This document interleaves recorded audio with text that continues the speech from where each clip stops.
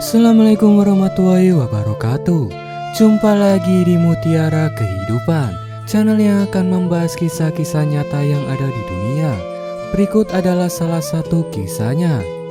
Kisah istri terperdaya suami yang pasang susu, jijik tapi tak bisa cerai. Wanita ini berbagi kisah sedihnya menjalani pernikahan dengan pria yang ternyata menggunakan susu untuk membuatnya terpikat. Jadi begini kisahnya. Wanita dengan nama Bunda Eta mengungkapkan perjalanan pernikahannya dengan sang suami. Wanita asal Depok itu mengaku sang suami memperdayanya dengan susu. Pria tersebut juga pernah meletakkan tanah merah di bawah kursi di ruang tamu yang diduduki orang tuanya saat melamar dirinya. Belum cerai, agak susah bercerai karena di Katolik nggak bisa cerai secara gereja. Bisa aja cerai secara negara karena memang kami dapat 2 akad nikah, gereja dan sipil. Tapi jika proses nekat saya ambil, saya nggak boleh terima hosti seumur hidup saat misa. Kenapa? Karena dianggap sebagai pendosa yang nggak bisa taat akan janji pernikahan. Walaupun dikabulkan cerai secara gereja, itu harus disahkan sampai Vatikan.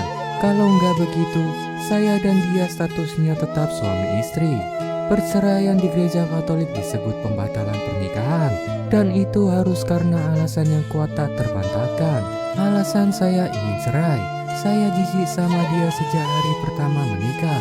Demi Tuhan manapun saya juga nggak tahu kenapa bisa mau saja sama dia. Dulu sampai 3 tahun pacaran, bahkan selama pacaran saya nggak modal. Tapi rasa itu hilang semua sehari setelah menikah. Setelah 7 tahun menikah, barulah saya sadar perkataan salah seorang saudara saya yang melihat segenggam tanah merah di bawah kursi di ruang tamu yang diduduki orang tuanya saat melamar saya.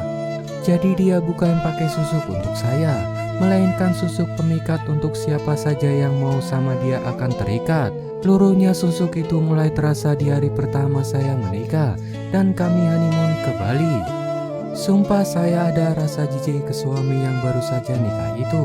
Berbagai cara saya gunakan cara apapun agar kami nggak berhubungan intim, dan berhasil. Ketika kami sampai kembali ke Jakarta dan akhirnya bercampur, saya jijik. Untunglah dia hanya bertahan 5 menit dan saya bisa meloloskan diri.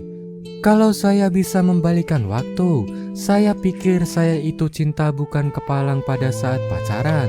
Saat pacaran pun, status dia saat itu adalah buruh pabrik susu. Sedangkan saya lulusan S1 dengan pekerjaan yang lumayan.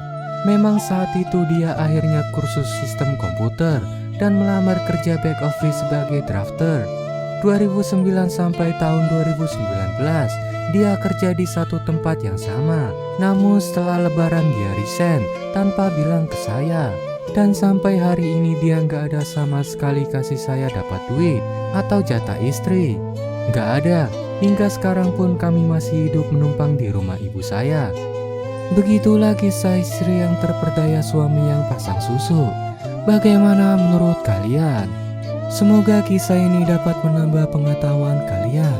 Terima kasih sudah menyaksikan. Sampai jumpa di kisah-kisah selanjutnya.